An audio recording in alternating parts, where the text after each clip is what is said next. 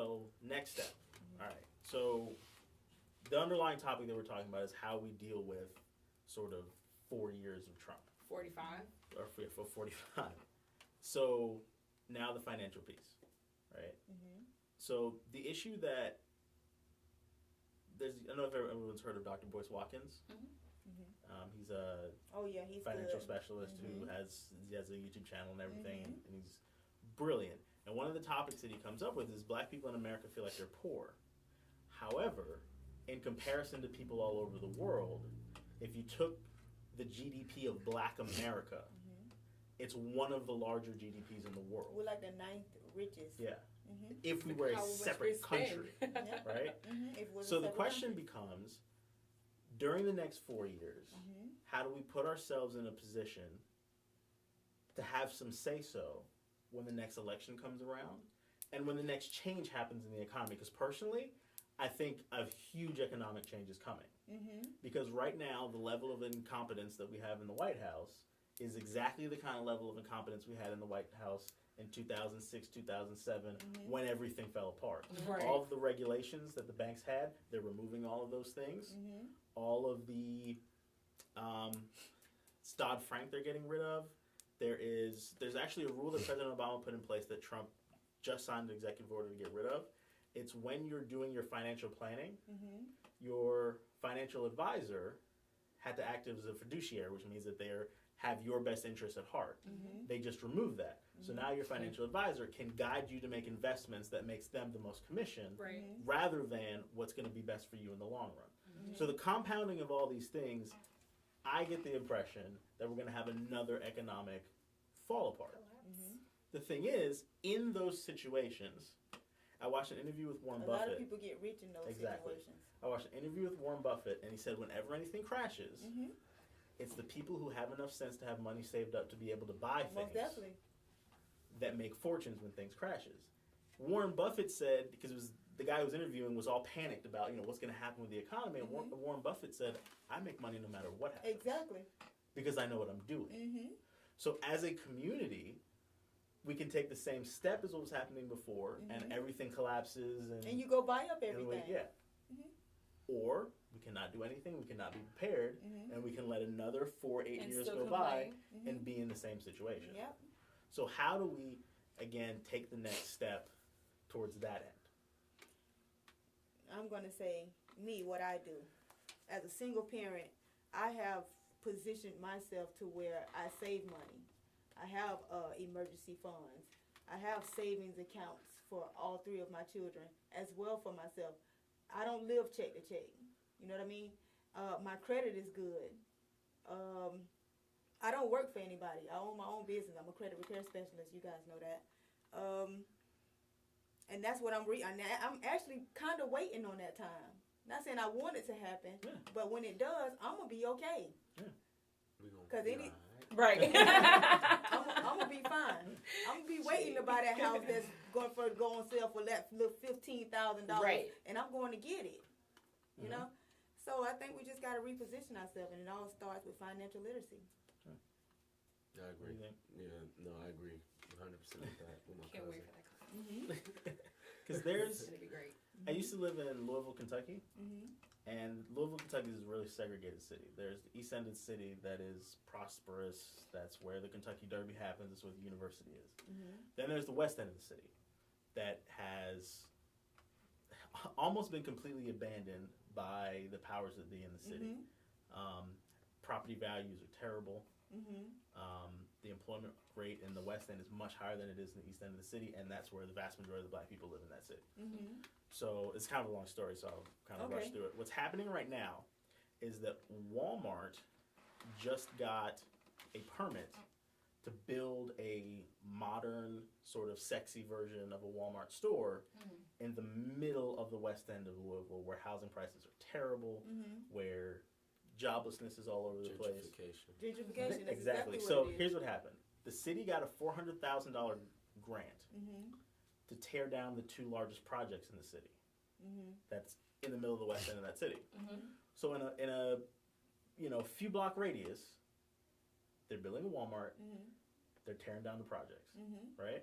So now there's a whole push in Louisville in the west end of Louisville that people are protesting the clear wave of gentrification that's coming to the west end of the city. Mm-hmm. And this is an example that speaks to what you're talking about. Mm-hmm. I have a few friends who they were in school, and them and their father, they put some money together, Mm-hmm. and they were able to buy a house. Mm-hmm. In the west end of Louisville, depending on the condition of the house, you can buy a live-in, 3-bedroom, 2-bathroom house for $50,000, Mm-hmm.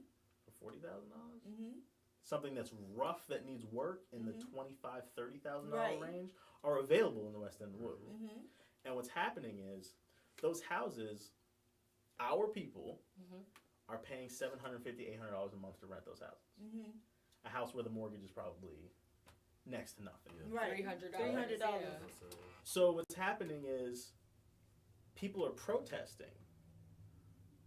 Meanwhile, investors are just, you stay over there and stand and protest. Right. I'm just going to buy all these houses while you're protesting. While y'all are over there protesting. And then we're just going to move you out. That's But the what's difference. fascinating is, as a community, Mhm. this happens all over in black communities all over the country. Orange Definitely. Center. Me and my mom, They're working Where? on it on University Boulevard. really? Yeah, FIT's trying to expand down University. Oh, because they're coming. They bought that Yep. that subdivision right Yeah, there they're- where all the they're- students I'm live, and telling they're you, just they're- going to start. Watch. Look at Orange Center and Beirut over there in Orlando. All of that, where like down by Yeah. where the Citrus Bowl is, all of that stuff's cleared out. Even downtown where the fire station is, like Paramore area, Mm-hmm. that lot They're is working clear. on it. Oh yes. So the question is, what are we going to do to change our mentality as a community so that when we see this happening, protesting is cool, but buying those protesting properties. No, it's isn't not cool. It's not cool. Well, buying those properties and being a part of that financial expansion Mm-hmm. can change your life. Most definitely. Actions speak louder than Yeah, words. my grandfather tells me the story. He passed away, so God bless him. He told me the story about his home in Queens that he bought way back before my mom was born. Yeah. I think he said something. They paid less than $20,000 for the home. When they retired, they stayed in the home for a while. They decided to retire to Virginia. Right? He paid $20,000 for the home. Home had been paid off for decades. Right. They sold it for I think $300,000. Ooh. So that was just cash that they took and, Right. and bought their Yes. retirement home Mm-hmm. and are clean. Mm-hmm. So that's what you can do as the city around you is being gentrified. Most Right. definitely. Somebody's going to make that money. Most definitely. Right. So what can we do to make sure that we are the ones that make that money? We gotta Position get together. ourselves. We gotta unite, and we gotta Get our get credit a together. trust, get our credit. Like you say, get our credit together. Get a nice trust where everybody contributes. For at least a year, I'm talking about contribute strong. You sacrificing. Exactly. It's all about sacrifice. Yeah. You know what I mean? But it's that mindset. We have to Mhm. get our mind in the place where we are seeing what's going on, because Mhm. a lot of us seem like we're turning a blind eye, or we're oblivious, Right. or we're too scared, or we don't want to rebel against And it's still massa. gonna happen. Right. It's gonna happen regardless. Whether you believe it or not, it's still gonna happen. So why not just believe and put yourself in a position Right. to be okay? And I say that because I have 3 kids. And there's no way I can say that I love my kids without leaving them something once I leave here. Something other You than know debt, what I mean?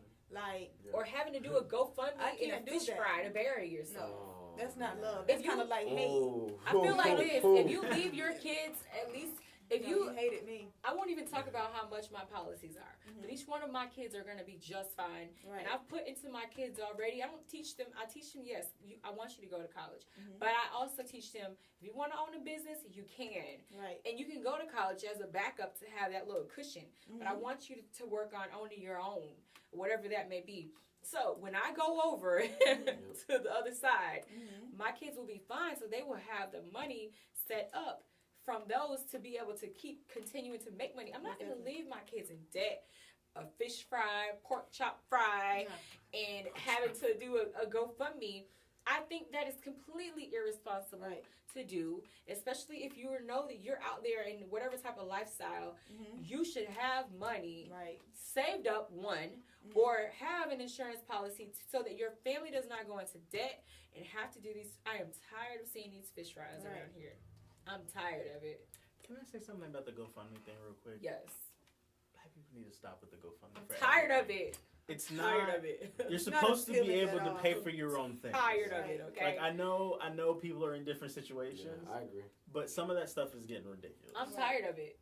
I want a new car. And not only Can do you you guys- I want to go to For my Vegas trip to for Vegas. for the summer. NBA What the hell, thingamajigger. and not only do you leave the kids something, but while you're here, you teach them to sustain themselves and sustain their money and what to do with it once you are gone. So when because you like have you said, that once you go something- back, if they don't have the financial literacy, Exactly. you leave them all this money and they're broke anyway because Right. you haven't taught them anything. You haven't given them the tools to maintain that money. So when you do die and they get that whatever amount, that's Mhm. $250,000, they're just gonna blow it Most if you definitely. do not teach them Most definitely. what to do with that money. And I teach them, actually, Robert Kiyosaki, he has these little books. You know, he wrote the book Rich Dad, Poor Dad, Mhm. but it comes in kid versions. Really? All of my kids have one. You know what I mean?